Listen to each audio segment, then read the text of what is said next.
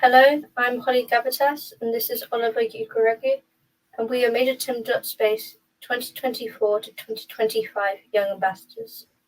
Today we are interviewing Simmons. Would you like to introduce yourself? Yeah, sure. Hello, thank you for having me. So as you said, my name is Simmons. I am a Wales-based marine biologist and also the North Wales coordinator for British Divers Marine Life Rescue. What motivated you to establish the North Wales Seal Research Organisation, NWSRO, and what are its main goals? Oh, fantastic question. So the reason I kind of set up the charity initially was I think I got quite frustrated as a young trainee marine biologist watching seals every day of my life. It very much felt like the protections were not in place for them on the coast in Wales and across the whole of the UK, and in fact globally as well. There were some laws and legislation in place, but they weren't really governed. And in Wales in particular, we didn't really know a lot about seals. We knew that we had them. We didn't know how many. We didn't know where they tend to go, what their habitat is. And we didn't know their breeding success.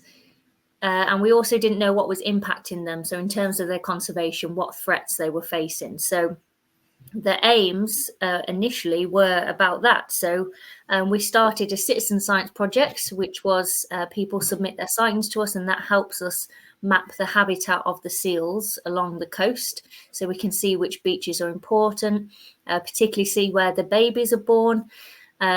And then as we kind of grew, we started looking more into research based around what are the threats that seals are facing and how can we mitigate them and fix them and reduce them and all of those sorts of things. And now we do more and more every single year, more education so that people are aware of how we should act around seals and talking about conduct and stuff like that.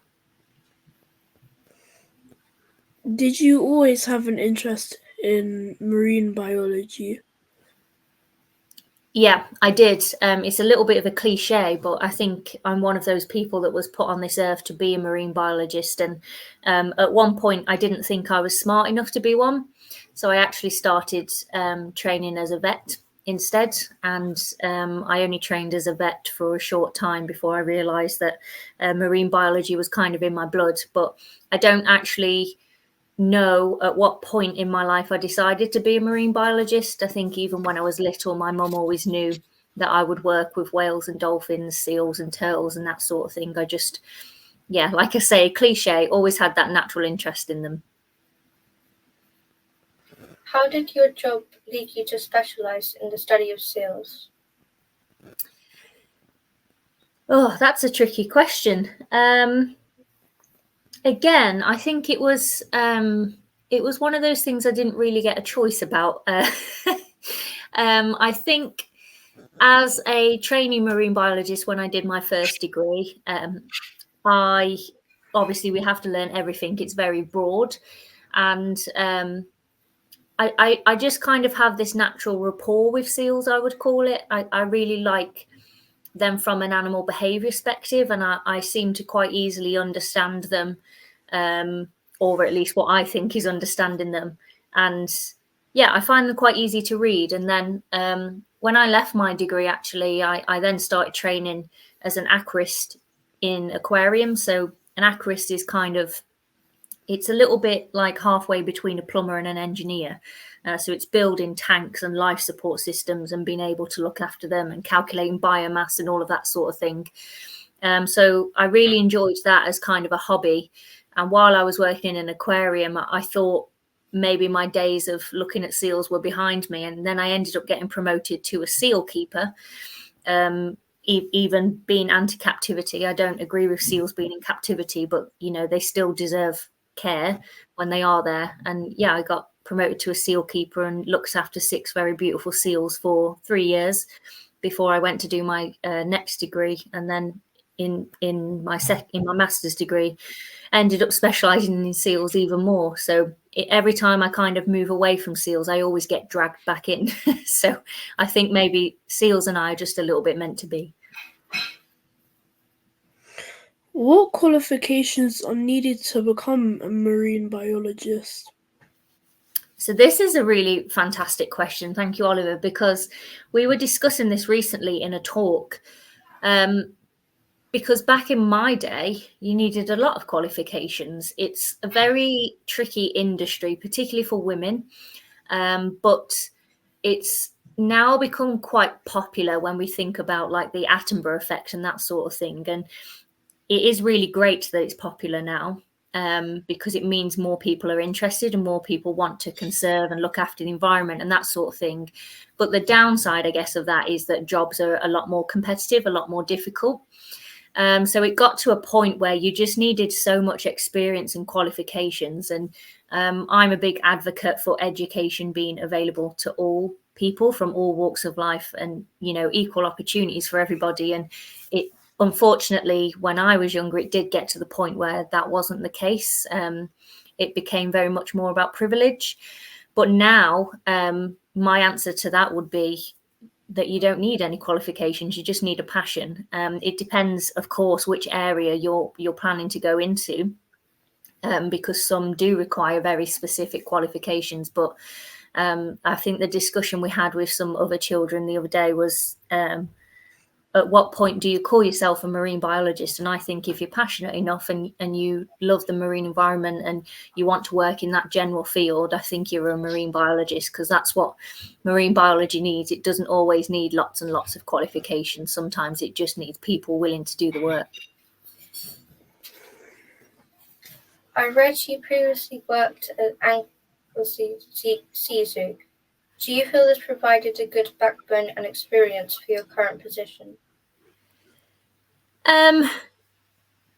No, sorry, that's a really negative thing to say. I was there for quite a short time. Again, just going back to what I said before about being kind of anti-captivity. So, you know, there are some animals that need to be in captivity, in which case I agree with it to a certain extent, depending on the species. But I'm very against animals being used as commodities in any way. And when I worked in my first aquarium, where I was eventually promoted to seal keeper, I loved it. I loved the team. It was a fantastic team, and it was 3 years of, you know, really nice experiences and amazing memories that I'll never forget. And I got to work with lots of cool fish and really cool animals that I'll never forget. And like I say, the reason I left then was it was to go and do my second degree, but actually it was a lot more about the morality of, even though I love these seals that I care for every day and I see more than my own family, you could kind of see that they shouldn't really be there. And I actually said that I wouldn't work in an aquarium again, as much as I loved the hobby of building tanks and that sort of thing. And when I was doing my second degree, COVID hit. So there were no jobs post COVID, before lockdown was completely lifted and stuff. And that's where I kind of met the people at the Sea Zoo and got offered a job there.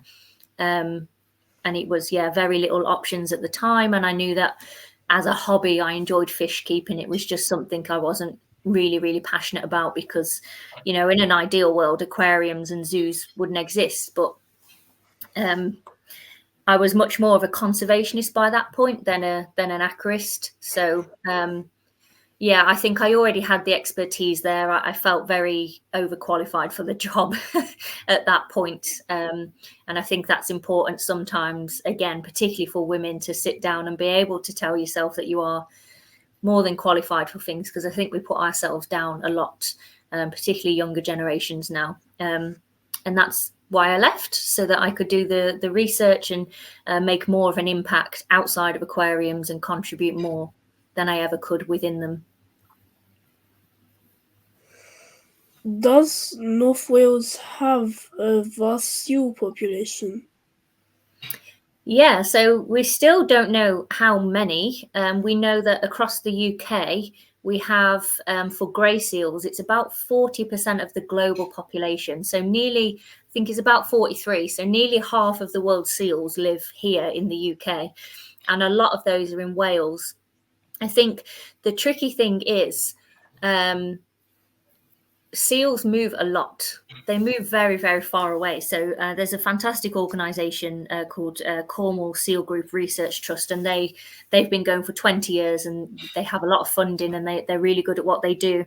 And they've tracked their seals sometimes as far as France and stuff like that. So it's very difficult to say how many live in Wales, for example, but we just know across the UK. And because they move around, that's why their conservation is so important, because we need to make sure that wherever they go, that everybody has the same idea, and that those beaches are protected, and that they're not facing lots of threats as soon as they move out of an area.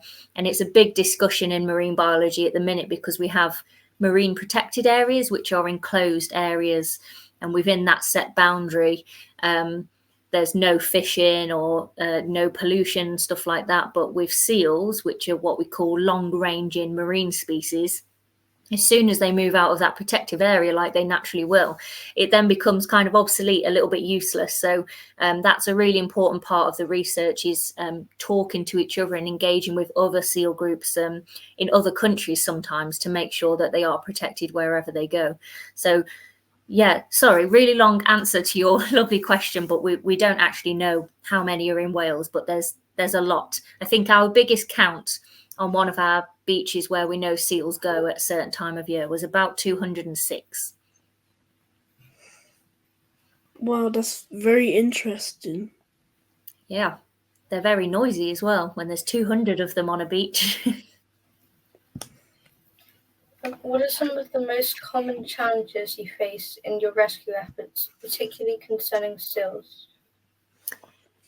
The biggest challenges, the first one that springs to mind, is the seals themselves. They are really aggressive animals, and we kind of wrestle them in a very particular way, where we secure the mouth so that we don't get bitten. But I think from a distance they are very, very cute looking.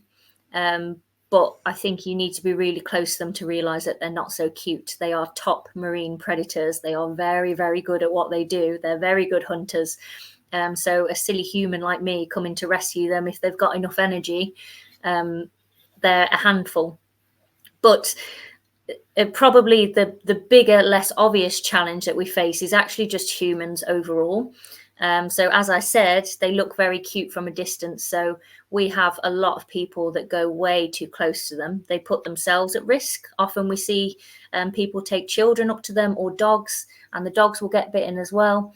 But more worryingly than that is that if a seal, a baby seal, is approached, so when they're babies, they have a white fur coat, and the way that mum identifies them is through smell. And if anyone approaches that baby too closely, they can change the scent, and then the mum will not be able to identify that seal as her own. So she'll actually abandon it. And that is a huge challenge in the modern day, particularly post-COVID, when there's a lot more people on the coast, a lot more people reconnected with nature. Just trying to educate people that could, you going up to a seal for a picture could be a death sentence. So we have special training, and we will monitor seals. I've monitored a baby seal for over a week before deciding that it's actually okay and that its mum will come back. But sometimes we have very, very healthy seals that we have to rescue just because someone has been too close to them. And what we say to the public is to feed a seal and give it medications and stuff in captivity in a rescue centre. It's about £1,000 a week. So it's very, very expensive. And that's not including the cost of the rescue. And here in Wales, we don't actually have a rescue centre. So our nearest rescue centre is in Crewe in England. So we quite literally have to drive seals to another country to get them the help that they need. So our stance is always, if we can avoid rescuing it, we will, because it's much better for them to be in the wild. But sometimes, unfortunately, we have these challenges where we're seeing more and more abandoned pups because there's more people on the beaches, and that's a big problem for us, a very costly problem, both from monetary but also time and energy as well.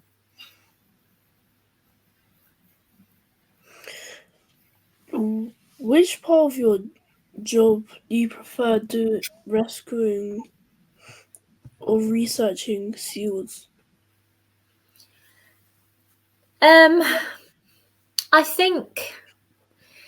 don't think I can answer that because I enjoy both.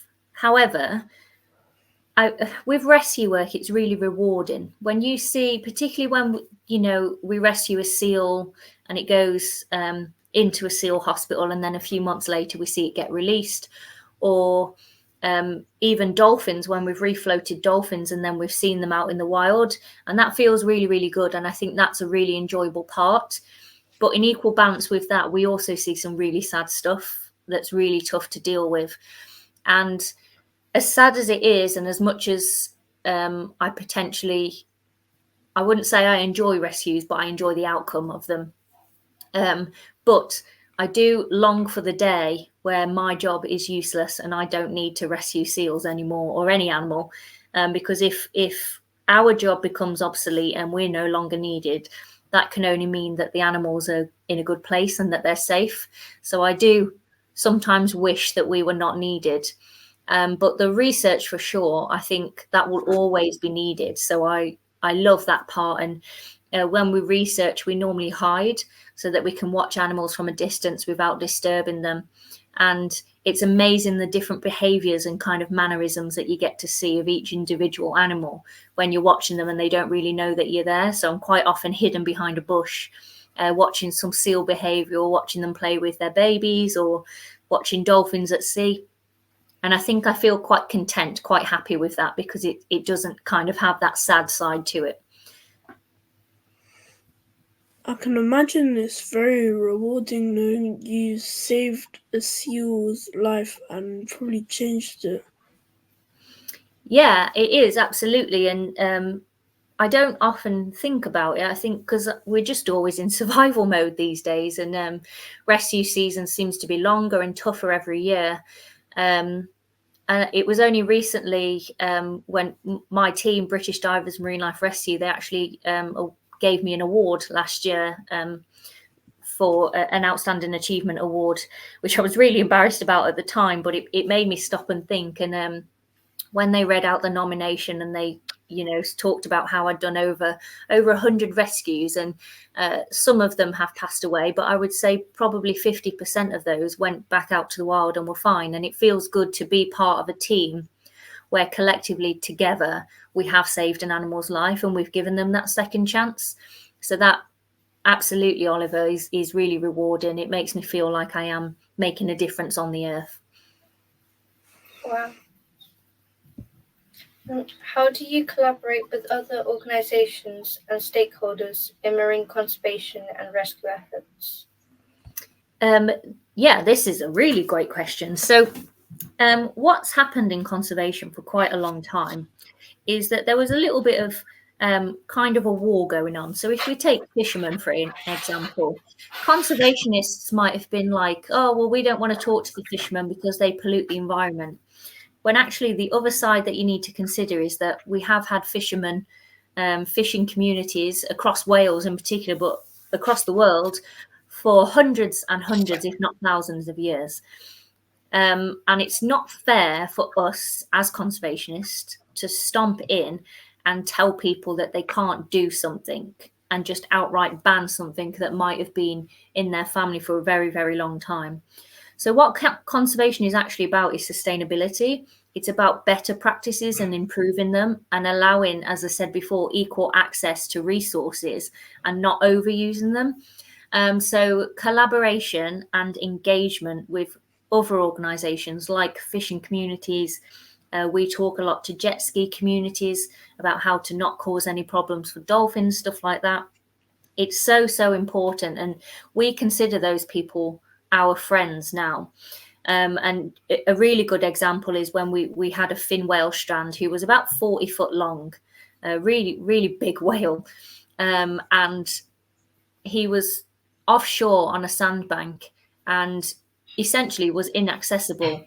However, one of the local fishermen called Graham came along, and for 3 days he helped us try and save that whale. And we could not have done it without him. And that's all down to good collaboration and good engagement, because we can both be mutually helpful to each other. And rather than stomp in with big boots and tell someone they can't do something or tell someone that they're a bad person. It's always better to, be friendly and engage and make a plan together. So in terms of the stakeholders, there are a lot of stakeholders along the coast, like public stakeholders that we work quite extensively with. But then we also pretty much work with any organisation. There's very few organisations we refuse to work with. Things like the Wildlife Trust and other seal organisations, again, just much better to be friends. When there's so little money and resources in conservation, what you don't want to do is waste all of those resources by doing the same work that somebody else is doing. It's a waste of time and resources, and you're not going to find anything else new because everybody's doing it. So it's always better to be open and honest and then work collaboratively as a team rather than against each other, I think. Fab question. So would you say collaboration is key in your work? Absolutely, 100%. Is seal habitat destruction a big problem in the UK? Yeah, absolutely. There's kind of two reasons for that. So the first reason is climate change. So what we are seeing is more frequent and more severe storms. So with the grey seals, they're in Wales born mid-September to December time, roughly. And that coincides with autumn, these strong autumnal storms, which used to be completely tolerable. But because they're more severe, we're getting a lot more named storms now. They're not able to deal with it. So it can involve pups being swept away from their mums before they're able to fully swim on their own. It can be collapse of sea caves, erosion of the cliffs. It can even move their food prey away from them as well. So and of course, washing a lot of litter. So there's that element to it. But habitat destruction from the landward side is also a factor. So what we are seeing now is a phenomenon known as coastal squeeze. So basically, if you think that the coast is quite dynamic, if we think of a sand dune system, sand dunes are what we call ephemeral. So what should happen is if you visit a sand dune multiple times, so at the coast there's lots of marram grass and big hilly dunes of sand to run down. It should look different every time that you go, because ephemeral means that it will change with the ebb and flow. So it's kind of in sync with nature. So that's what's happened when we've had, glaciation and stuff like that in periods of cooling and warming of the earth, natural processes. The coast has adapted to it. But now, because we have this global change that's caused by humans, what we call anthropogenic change, it's happening too fast. The coast isn't having time to adapt. So rather than moving back and forth, it's actually struggling to keep up with the seaward side. So if you imagine the sea is coming this way, sea level is rising. And then what's happening on the landward side is a lot of people want to live at the coast now, or a lot of people want to plant trees at the coast. And it over fossilizes that coastal system. It's what we call over fossilize. So it stops it being dynamic, it stops it moving. And there's more apartments built, there's more flood defences built, and it keeps encroaching. So that land in between is getting squashed, and that's what we call coastal squeeze. And so it's all of the intertidal species in particular that live in that area. There's just less and less space for them every single year. And that leads to a lot more human-wildlife conflict, like I said, when people approach pups too closely. A lot more interaction with dogs, disease spread because there's less space, there's more animals around, and less space for them to shelter and get out of storms. And it's all kind of a big interacting web of problems that impact each other, and it is quite complicated to consider and quite depressing, I think, as well, when you think of it as a whole. Have you ever studied the fossil record to find out how past climate change has affected seals? Yeah, not a lot, a little bit, just for one of the courses that I teach, and probably a long time ago when I was first at university. There's a big disagreement, even now in the modern day, about where marine mammals like whales, dolphins, and seals diverged from. What is their ancestor? And just when we think we might have an idea about it, someone will find a new fossil and it throws everything up into the air. But what we do know is that they are strange in that they evolved onto land and then they went back into the sea. So you see kind of animals that are on the in-between. Sometimes we call them like living fossils and stuff. So like otters, they're kind of they're not completely marine, they're just aquatic. So they can go in water, but they also spend time on land. And yeah, I guess seals are that as well. And then I think is it Scotland somewhere, there's some sheep that graze on the seaweed at low tide. And it indicates to us that probably for thousands of years, they have been eating seaweeds and stuff on the low tide. So I've kind of looked into a little bit about how that kind of interacts and what the ancestors might be. And I still don't have an opinion of it myself, to be honest, because as I say, we find a new fossil all the time and it throws everything up into the air. But I think that's the best part of science, when we don't know. We don't want to know everything. That would be boring. I understand you.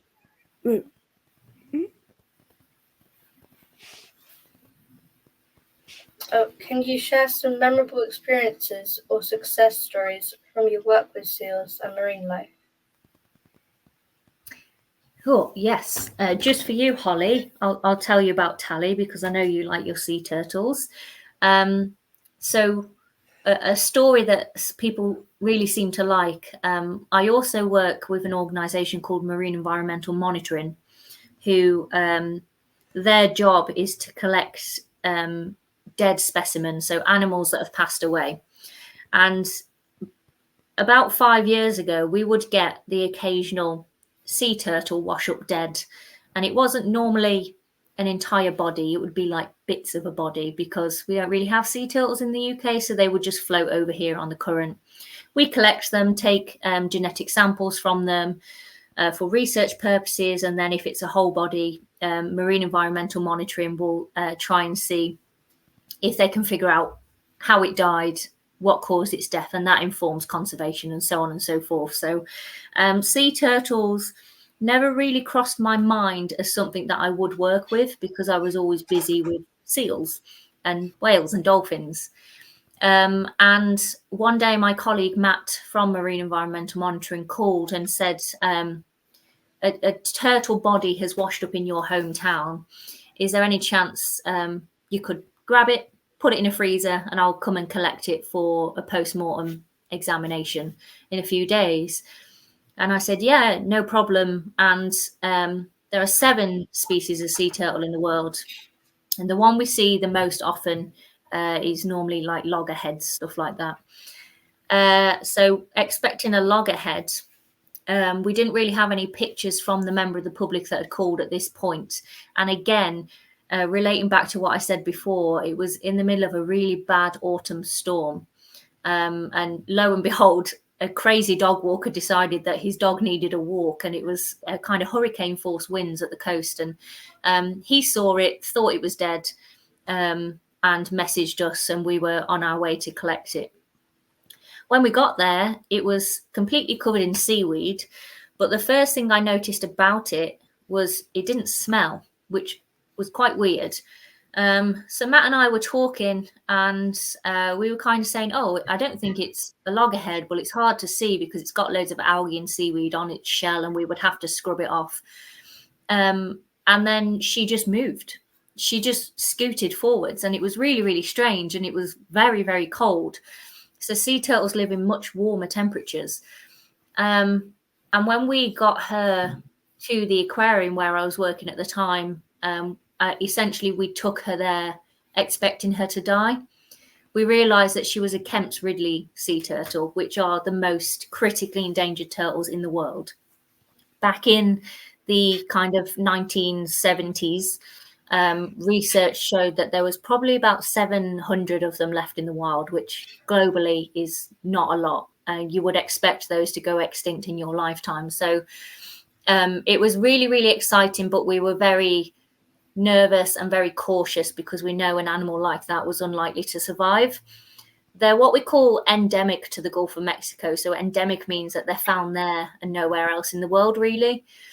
And we rehabilitated her, and it was a success. We did it. And just at the start of this year, last year, I think in start September, she was flown home with the Royal Air Force back to the Gulf and released. And that's probably the best success story that I know so far. But yeah, there's hundreds of stories about seals and even dolphins that we've saved.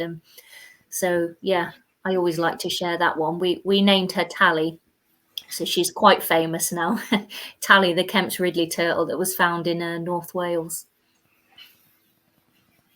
I understand you don't provide the exact locations of seal populations due to them being potentially disrupted by the public. But could you tell us how best to observe them appropriately and respectfully? Absolutely, that's a fantastic question. That's something that we like to talk about. So NWSRO as an organisation, and in fact BDMLR as well, we say if you want to see seals, to walk the coastal path. And I think that's probably easier said than done in some countries, because in Wales we have a huge coastal path that goes all the way along the coast, but I know some parts of the UK don't have that, but hopefully soon everybody will. So absolutely right, we never give away the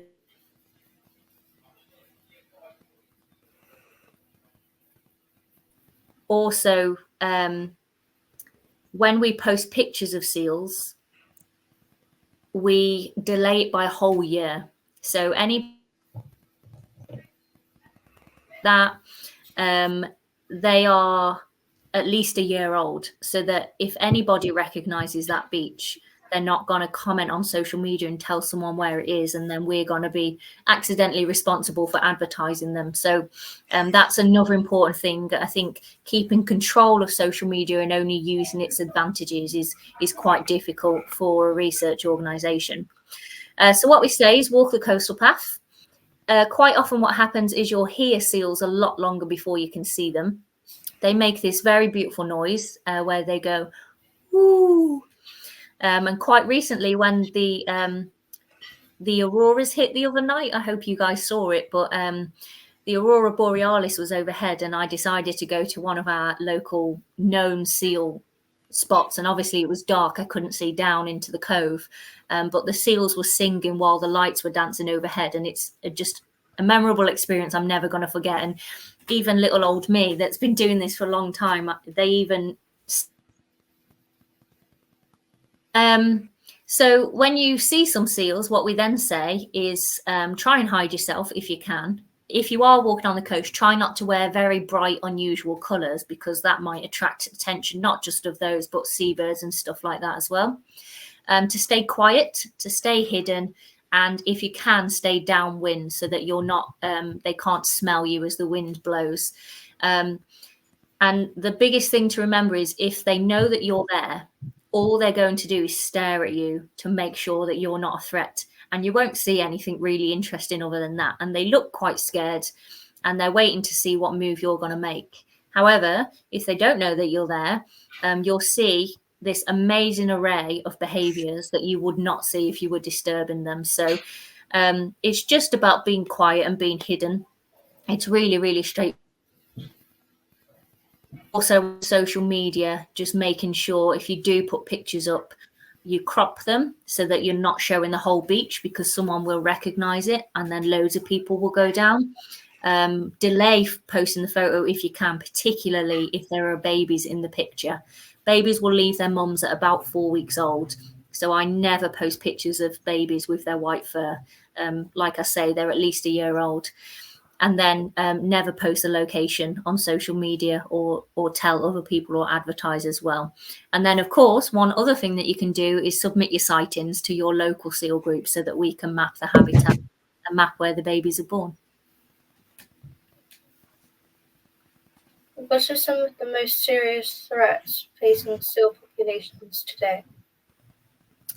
I think the most serious threat is humans, because of what we discussed before, but because of injury, because of coastal squeeze, there's just less and less habitat for seals. So I would put it, if I had to put it in an order, I would go humans first. Second would be climate change, but you could argue that that's also humans. And then after that, we're also seeing disease and infection, unfortunately, but it is being linked to climate change and pollution and stuff like that. So again, almost all three of those top three threats are human induced, or as I said, what we call anthropogenic. So yeah, it's really, really sad. BDMLR, so British Divers Marine Life Rescue, who is another organisation I work for, we're the ones that do the rescue work. They were actually founded back in the 1980s because there was an outbreak of a disease in wild seal populations. So that's why they set up the organisation to help. And that disease kind of disappeared. But what we've seen with warming temperatures and more stress is just an occurrence, more and more of these new diseases that we don't know how to deal with. So maybe about 5 years ago, we had a few baby harbour seals wash in with injuries to the root of their mouth. And it actually meant that we had to put them to sleep because they couldn't feed because their mouth was too sore and it had started to eat through the bone. So the kinder thing to do was to put them to sleep. And we didn't really know what it was at the time, but it's now been declared as an outbreak of a disease called mouth rot. And it's a little bit like COVID in that it's spreading a lot, but we don't know what's causing it and we don't know how to treat it. So every year, as soon as the harbour seals are born, which is from about now to early September, we're getting a lot of them wash in with this mouth rot disease, and we're having to wear full personal protective equipment, so masks and gloves and aprons, so that we don't spread it. We've detected it in dolphins, and most likely it can pass to dogs and stuff like that as well. And dogs are at the beach all the time, so it's quite worrying. And it's similar to the outbreak of avian influenza as well, which is what we've detected in the dolphins, which we thought was a bird disease, but we've now seen it in a lot of marine species. So it is spreading. So yeah, another challenge to the list, I think.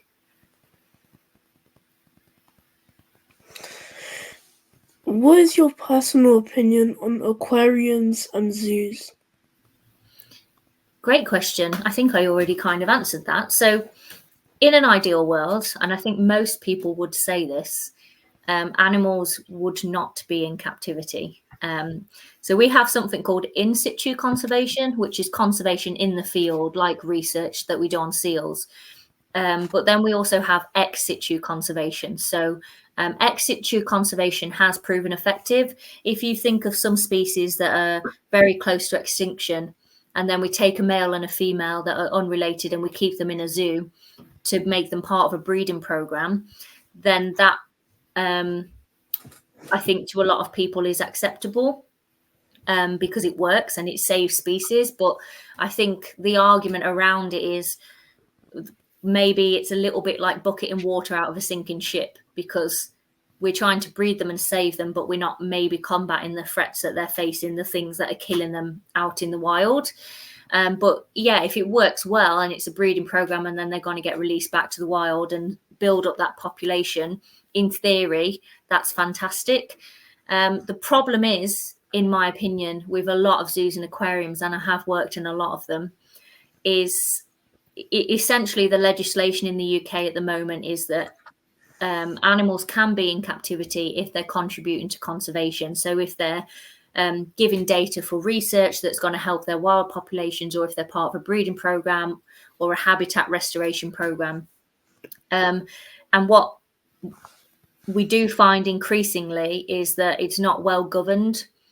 So some facilities are purely for human entertainment, and the conservation work that they're doing, in my opinion, is not adequate. It does not justify those animals having a life in captivity. But on the flip side, there are also amazing facilities that are constantly contributing to conservation. It's not about money for them. It's not about entertainment. It's all about the passion for those species and those habitats. And a good example is when we get the turtles in. The aquariums that agree to take our turtles, I think our closest approved facility is down near Cornwall, actually. But they are fantastic people, and they do a lot of incredible work, and they save animals.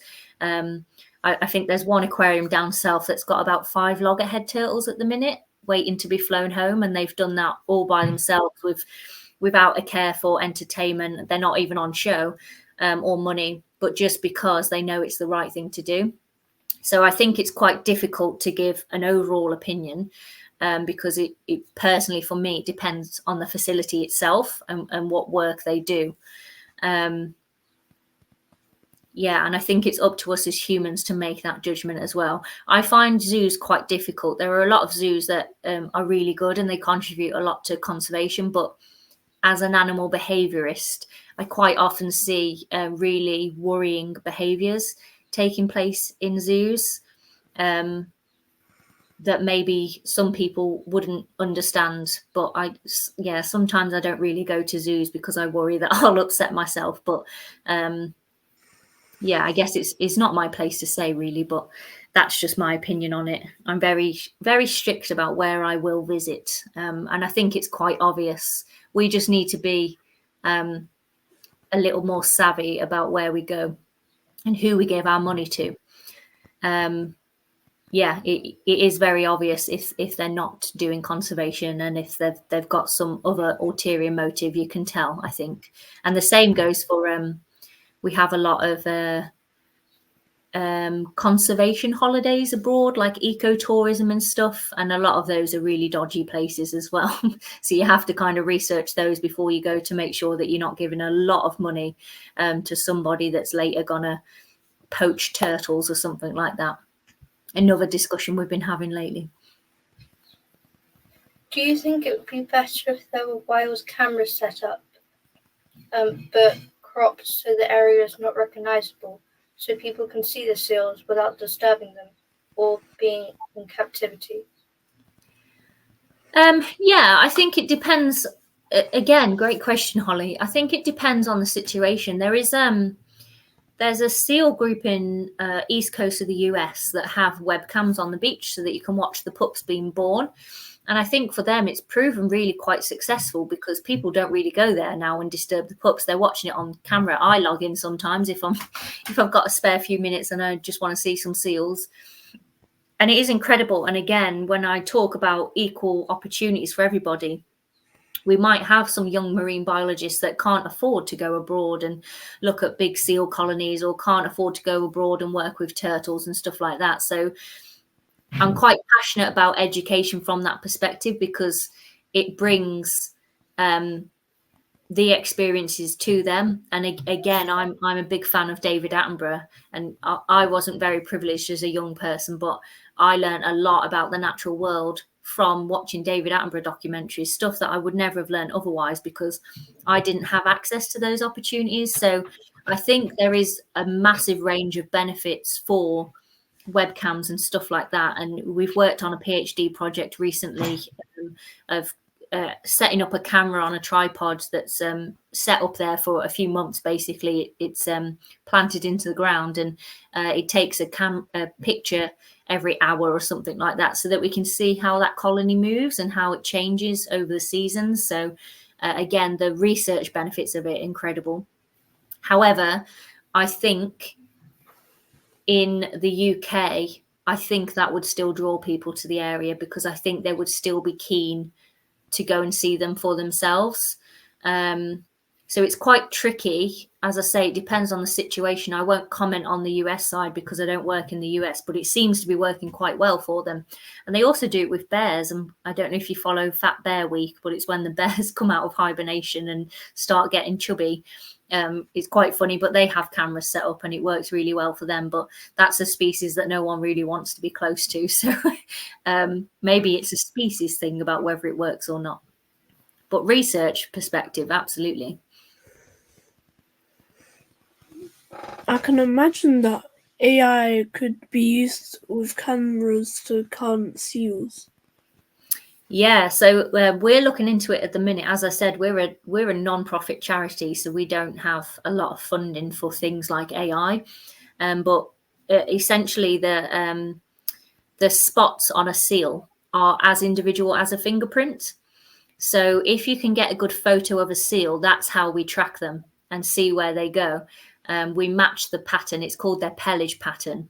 So what we do at the minute is we either print the pictures or we zoom in on a laptop, and we've kind of got a magnifying glass and we're going, yeah, that dot matches, that dot matches. But recently we were talking about how if we had a computer program, an AI system where we could just run that pattern through, kind of like we do with fingerprints for crime, it would save us a hell of a lot of time. And then we could just log that as an individual seal. So there are loads of amazing implications for AI and computer programs and stuff like that for sure. But yeah, it's something we don't have the funding for at the minute. There was a project like that in North Wales quite some years ago now, and a Scottish authority ended up taking over it, but there's not really much going into it from Wales, and again, Welsh research has kind of been left behind. But it was called the AirFot database, and it seemed to work quite well. And yeah, we would love to have something like that one day. What role can the public play in supporting marine conservation and aiding the protection of the seal population? Fab question.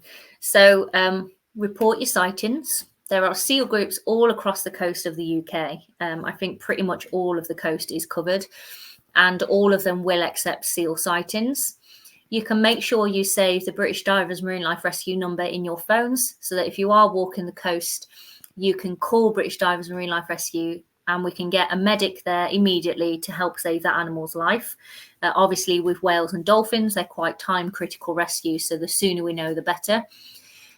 You can contribute to citizen science or volunteer for things like the Wildlife Trust or your local seal organisation to help contribute towards research. The point of citizen science is to bring ordinary people, I guess, not that we're extraordinary, we're not at all, but to allow those opportunities for people that are maybe not marine biologists to contribute.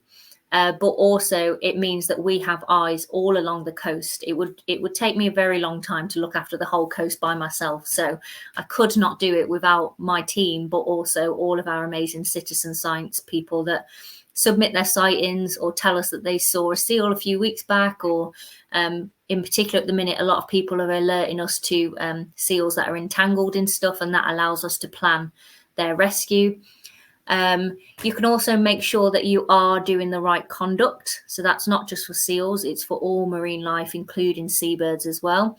Making sure that we're being friendly and having as little impact as possible. Leave no trace. And then also making sure that we have better habits at home, maybe avoiding single-use plastics, not buying things like frisbee rings, or those cans that were in the plastic hoops. I think they're mostly banned now. Avoiding plastic bag use, that sort of thing. So I think there's a lot of little things that everybody can do, and nobody is perfect. Nobody expects everyone to be perfect. But if we all did one little thing, one little change at home, it makes a massive impact if we're all doing and contributing and chipping in. How does your work with NWSRO differ from your work with BDMLR? Yeah, so that's a really great question. So basically, because seals are protected species, you need different licenses for them. So with NWSRO, we do not rescue, we only research. If we're out researching on the coast or collecting data and stuff like that, and we see a seal that we think needs rescuing, we then have to switch our hats to BDMLR, and we have to call into head office to make sure our insurance is valid. If we do a rescue without head office's say so, we're not actually operating correctly. So if we're going to do a rescue, we always have to inform BDMLR. But BDMLR, we actually work on a call out system. So we're on call 24/7, 365 days a year. So as soon as a rescue comes in, a member of the public will call us. Our head office is in England. It's near London, I think. And then they will dispatch that information to the area coordinator for North Wales, that would be me. And then we would send out a text to all of our medics saying that there's a rescue at this location. If you're available, call into head office. And then we have a license to rescue and then insurance to rescue as well, in case we get injured or a member of the public gets injured and it's our fault, so that no one can sue us. So that's BDMLR, we only do rescue. And then with NWSRO, as I said, it's more data collection and citizen science and then education and stuff as well. BDMLR do a little bit of education and consultancy work as well. So legislation, law changes. So there is a little bit of an overlap with NWSRO and BDMLR. So it helps if you work for both. It's been very beneficial to me. Do you run citizen science through Universe, the Citizen Science Alliance?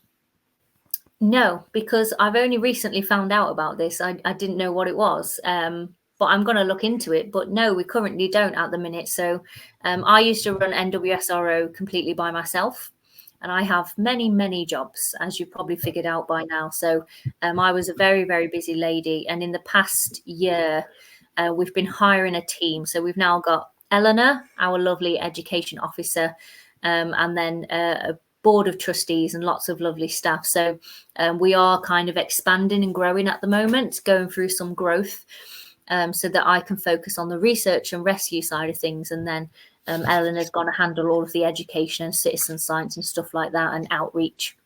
So I will certainly let Eleanor know, because it sounds interesting.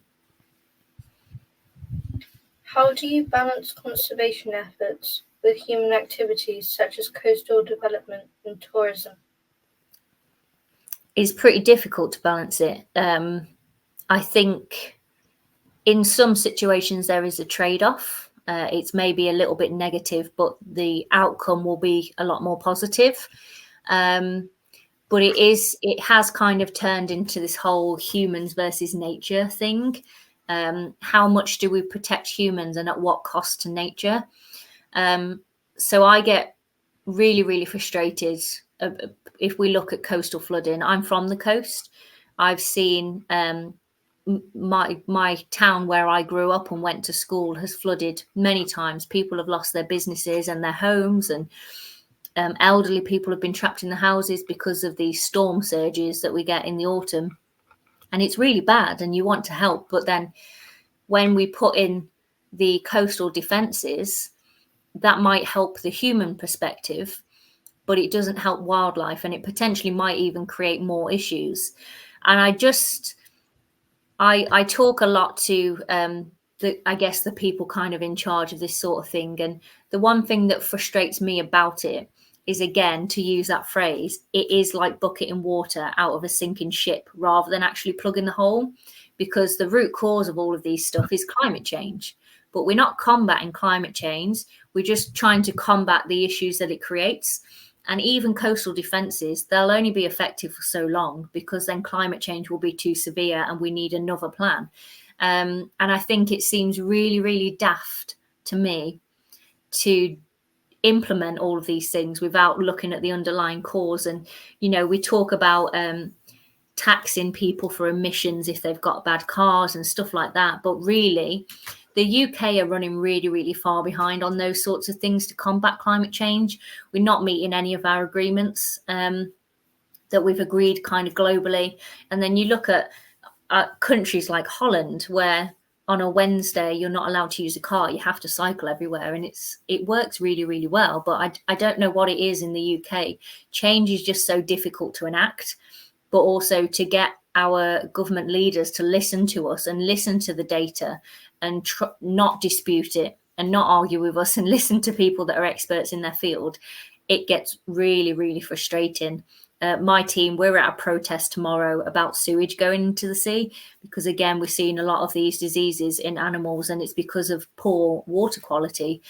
And yeah, when it gets to the point where we have to protest because we're not being listened to, it's really frustrating. I mostly just cry at all of them because it seems sad that my generation of people at the moment, but probably your generation one day, work so hard for their careers, and it at some point hits a ceiling where it just goes no further. It doesn't go past government because they just don't want to bother with trying to make a change. And I do wonder sometimes at what point will they say we should have listened.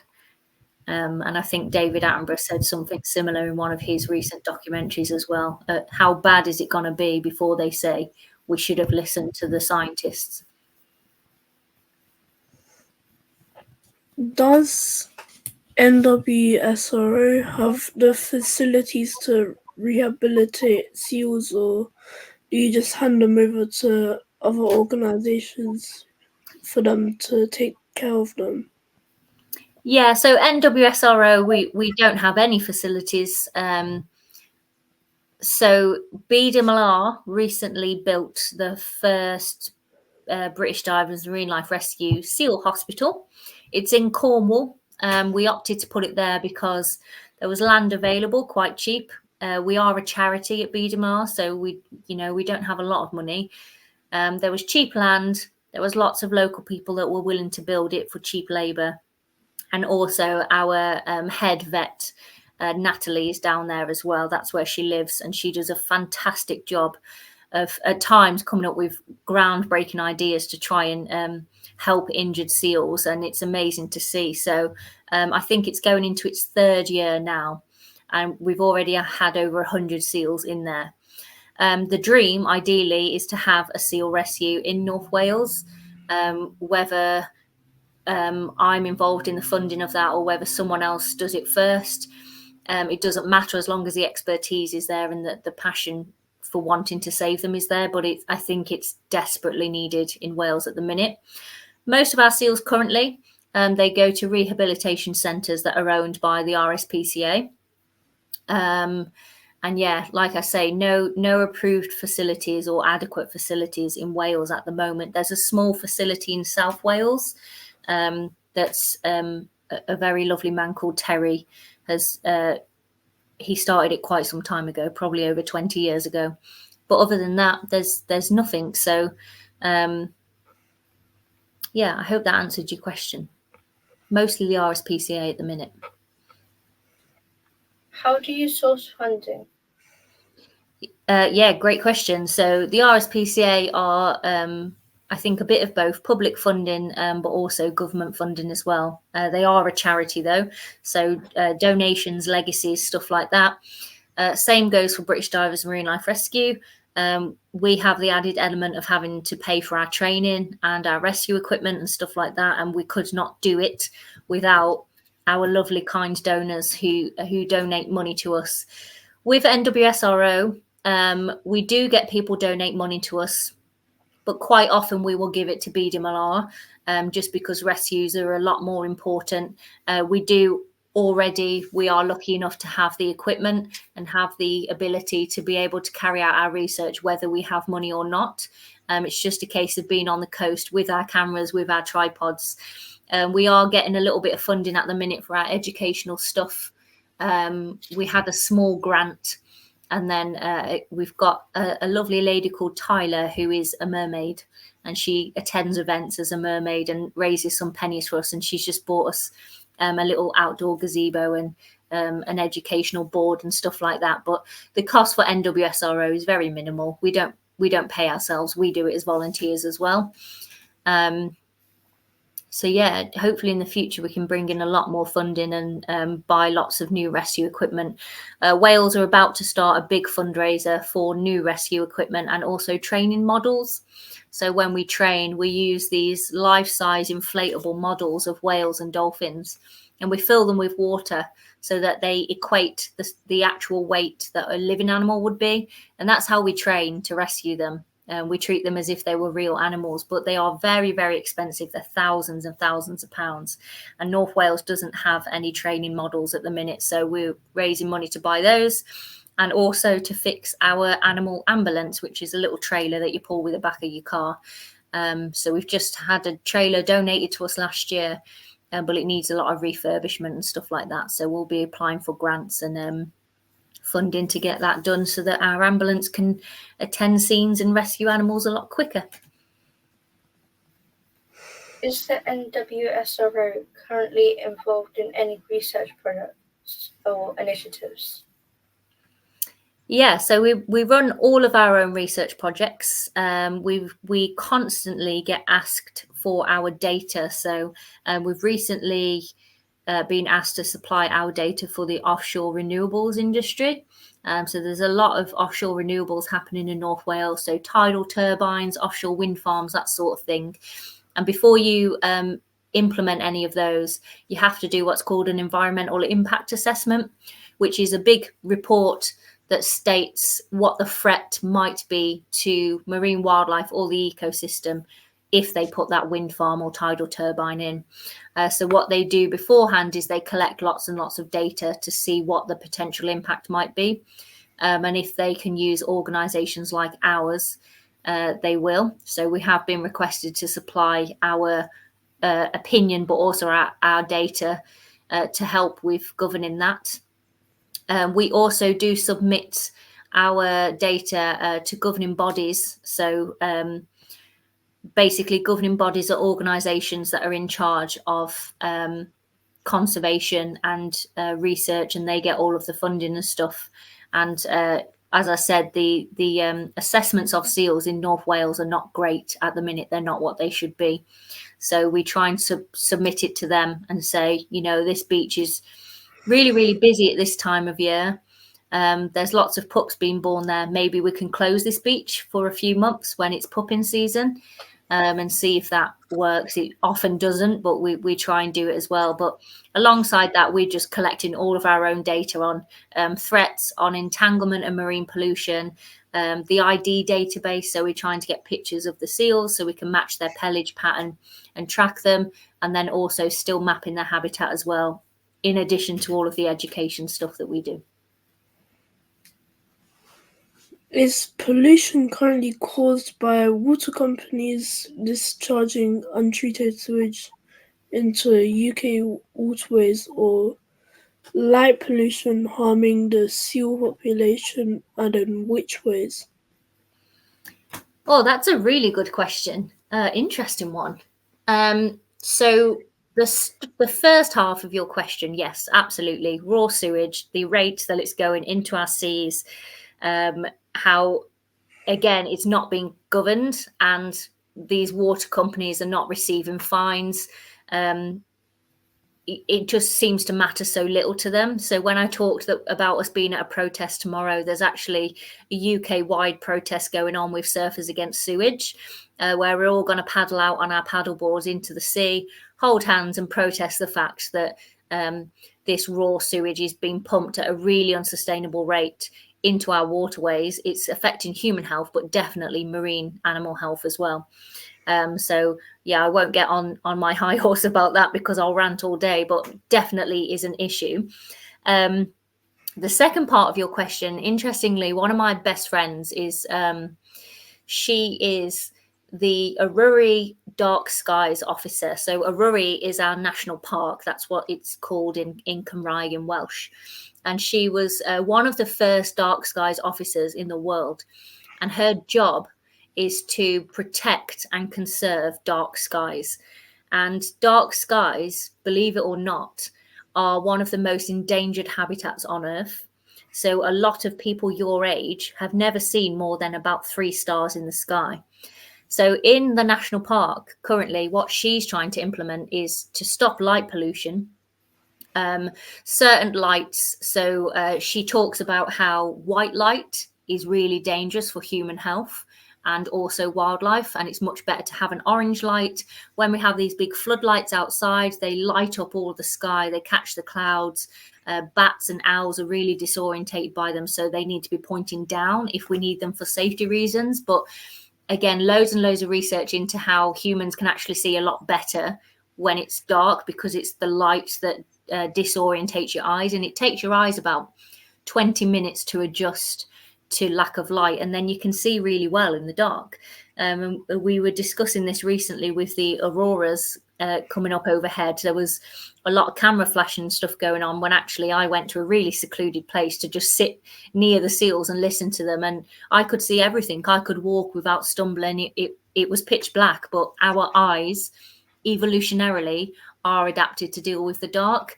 So there's a lot of research into light impact and its threat to sea turtles, but there's not a lot of research, wider research, into its impact on other marine animals. And my friend, who's called Danny, we call her Danny Dark Skies, she is really keen to kind of test that theory and see what impact light pollution is having. I think seals are quite lucky in that they live in coves that are normally quite remote, at least in Wales. But so I'm kind of in the middle of Wales in the national park currently, and at night, if I look kind of northwest, I can see this orange glow, and it's actually Liverpool and Manchester, and I'm nowhere near Liverpool or Manchester. It's literally in a different country, but that's how bad the light pollution is from that area. But at night, if you don't look that direction, you look the other way, you can regularly see the Milky Way. There are that many stars in the sky because we've got much better lighting systems going on here. And I think we need to implement that in coastal systems so that coastal animals are not having to deal with that, particularly in areas where there's sea turtles. I've read that moonlight and starlight serve as important cues for marine organisms, but their glow can easily be overwhelmed by artificial light. Yeah, absolutely. So the reason it impacts sea turtles is, well, we used to think that they would just try and follow the moon. So they would see it reflected on the water and they would know that that's the sea. So when the mums come onto the beach to nest and lay their eggs, they actually go into a little bit of a trance, and they need to just lay their eggs and go back out to sea. But because there's lights on the shore, and again, there's lots of people living at the coast now on big floodlights, they've actually been heading the other way. And normally that's across roads where they're getting hit by cars, and the babies as well will do the same thing. But what we've also seen from recent research is that they might actually use star maps to find their way around, so that they recognize the constellations. And that's because sea turtles will always give birth on the beach where they were born. So they will always go to lay their eggs where they were born. And some sea turtles travel the whole world. They go really, really far. And it's amazing, really, that they find their way back home to lay their eggs after so many years as well. And some species will never visit that beach unless they're laying eggs. So Kemp's Ridley, for example, somewhere between probably 8 and 15 years before they start to lay their eggs. So they haven't been on that beach for 8 to 15 years. And when we talk about how dune systems and the coast changes, that beach probably looks completely different. And for a long time, we didn't know how they did it. So we know that they do follow the magnetic field, but we didn't know how they recall that information and remember it. And there's a lot of research that points to it's actually the stars in the sky that leads them home, which is pretty awesome. In a recent study, scientists have discovered that the light pollution generated by coastal cities is damaging coral reefs and leading reefs to spawn outside their ideal reproducing times. So, do we need to solve light pollution? Absolutely, 100%. And we see with seahorses as well. Seahorses are endangered now. We only used to have 2 British species of seahorse, and one of those we haven't seen in the wild around the coast of Britain for about 6 years. So we assume that it's extinct. And I'm sure you already know that it's actually the males that give birth to the young out of their brood pouch. And they tend to do that on a full moon. So it absolutely does interfere with their natural cycles for sure. And I think almost any animal that you look at, it uses these natural phenomena to live.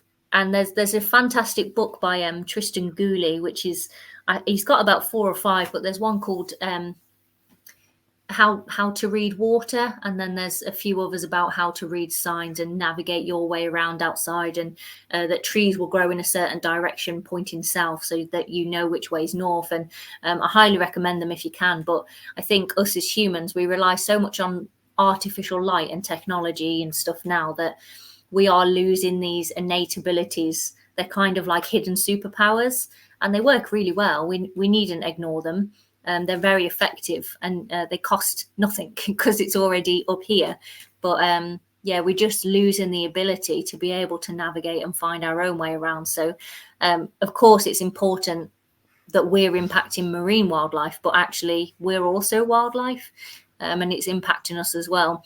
So for the past kind of 15 years, I don't have curtains in my bedroom because I just like the light to naturally wake me up. So I don't close my curtains at night. And when I was your kind of age, I used to have a lot of headaches and stuff. And I don't really have headaches anymore because I've got that natural light. And you would have seen before, I was being blinded by the sun because it sets in front of the hill in front of me. And in the morning, it wakes me up as well. And then I know it's time to get up rather than waiting for an alarm to alarm me awake. It's much healthier, I think, for, you know, mental health pandemics and stuff we're talking about at the moment, aren't we? And I think light is a big impact. So yeah, I think we do need to combat it. Looking to the future, what are your hopes and aspirations for conservation efforts of seals and marine life in North Wales and beyond? So I've been rescuing animals for nearly 15 years. And when I first started rescues were very predictable. We would, like I say, grey seals are born mid-September to December, and we would know in that time to be ready for a few rescues. But what we've seen over the years is that rescue season's now longer because animals are confused potentially by light, but by storms and stuff like that. So babies are sometimes being born earlier, being born later. But also we are seeing these new challenges keep arising. And every single year there are more and more rescues. And I think for me, and probably for a lot of our medic team, that is quite heartbreaking, because when we feel like we're making a difference, you would expect that to be in decline. We would expect to see less rescues, but sometimes it is like drowning when we're trying to get people to listen, and we just want less and less rescues every year. So what I would like to see is marine wildlife thriving and not having to deal with the impacts of humans all the time. Almost every animal I rescue has been impacted by a human in some way. And if it's a more natural thing like a disease or infection, quite often the cause can be human as well. And it's really, really sad. And we just kind of have to keep fighting on. But at times, admittedly, it does make you feel like you're not making a difference at all and that you're not being listened to. And you have to try really hard to not be really sad about it. I would like a sustainable ecosystem, a sustainable earth, a sustainable marine environment and thriving for generations like yourselves. I hope that you guys do not have to deal with the things that I've had to see, because it will break my heart, because you've got dreams and stuff that you guys want to do. And sometimes I do feel like I never got to do some of the things I wanted to do because I was too busy dealing with the impacts of something else. And it takes over your life. And I think it's not fair that you guys are born into a generation that's expected to save our planet when the generations above you have done very little to do that. So that's my dream, I think, is that you guys are listened to, that change happens, and that we start to see improvements on a whole. I've heard that North Wales have many large fireworks displays for bonfire night. These happen all across the UK. What is your opinion on these? So actually, I have quite positive opinion of these. So the issue with fireworks is people setting them off in their own gardens. If people instead went to a public display, the impact would be a lot less, because if there are 3 people in your house and those 3 people are watching fireworks display, there are thousands of people, and it's the same amount of pollution, but for a much larger audience. So we always say, please go to a display and don't set off your own fireworks. I think there's also 2 other things we need to consider there. we need to try and keep those displays away from the coast and also away from farmland. And I guess you could then make the argument that where is safe in that case? Because of course we've got cities and stuff, but there are high-rise buildings. So for safety reasons, we can't do it there. So I would say keep it away from the coast, but there is also that thing in the back of my head saying, oh, but if you move inland, then you're going to be near farmland.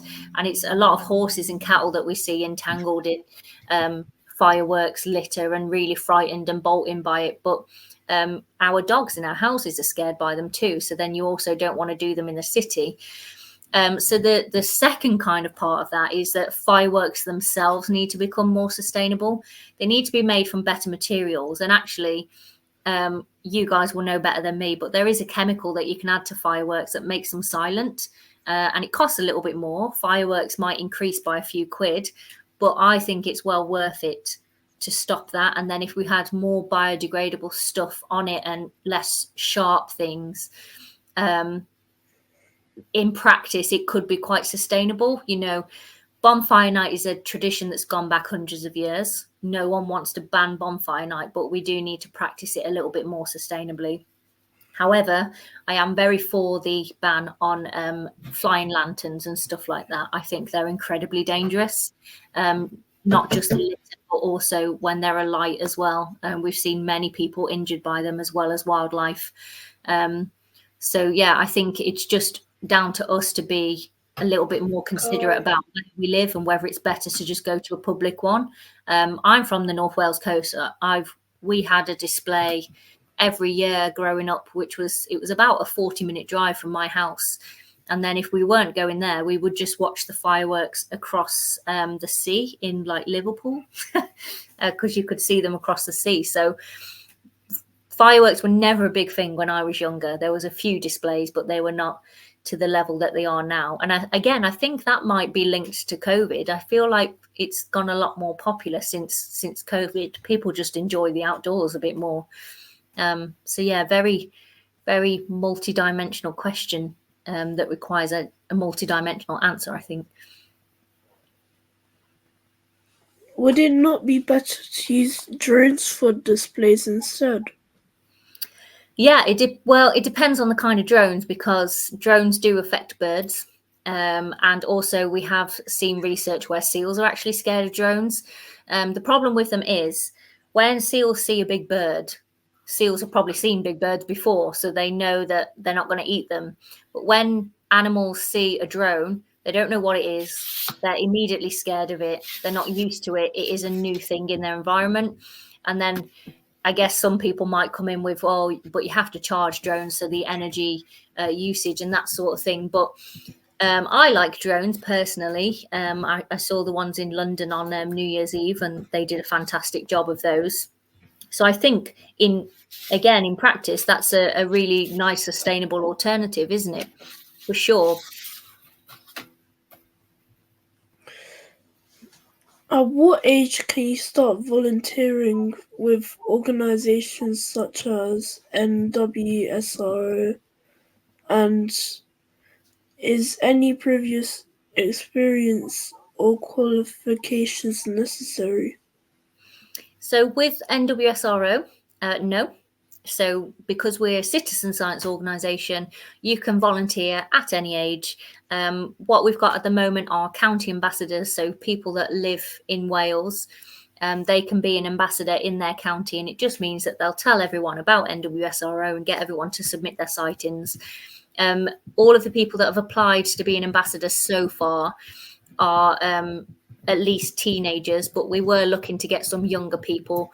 I think the issue is that it would involve their parents a lot as well, and maybe their parents haven't got the time to take them out on the coast. But anyone of any age can submit sightings to us or come to our public talks that we often do.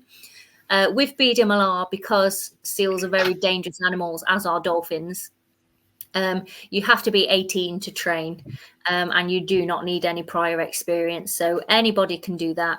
Any member of the public that wants to become a medic, as soon as they turn 18, they can come and train with us. We can get them insurance, and then they can be on call. But yeah, pretty much all of the other organisations all have volunteering opportunities for everyone of all ages. Again, organisations like the Wildlife Trust are absolutely fantastic in offering those opportunities for all age ranges. We're doing a workshop with the Wildlife Trust next week, and our age ranges are from, I think it's 8 all up to the age of early 20s, so big broad area of age ranges. And volunteering is an amazing thing for us personally, because it improves our mental health. It makes us feel like we've contributed. We learn from it as well. We gain new skills, but it also means a lot to those other organisations. So if anyone was thinking of volunteering, just check them out on websites. It will tell you if there's an age limit, but most things, as long as you're not doing anything too dangerous, it's open to all age groups.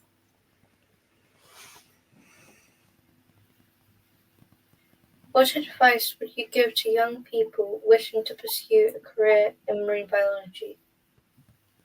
Stay passionate. Don't ever lose your passion. And also, don't ever let anyone tell you you're not smart enough to do what you want to do. There was a time when I was younger where I thought I would never be a marine biologist. And I am. And I'm not rich, but I do a lot of work. But I'm very, very happy. I could go and work in an office and earn a lot of money, but I don't think I'd be happy. I'm just very passionate about doing what I do, about teaching, about rescuing, about researching. I feel it in here. It's what I'm supposed to do. And I leave at the end of every work day feeling like I've made a difference. And I think that's really, really important. I think too often we teach our younger generations that they need to get a job that pays really well. And it's not true. If you like doing something, that there's always a career in it somewhere, within reason. And yeah, don't let the world harden you or make you dream any less, because you're capable of amazing things, and anything that you put your mind to, you can do. Thank you very much for this interview. You're very welcome. Thank you for having me.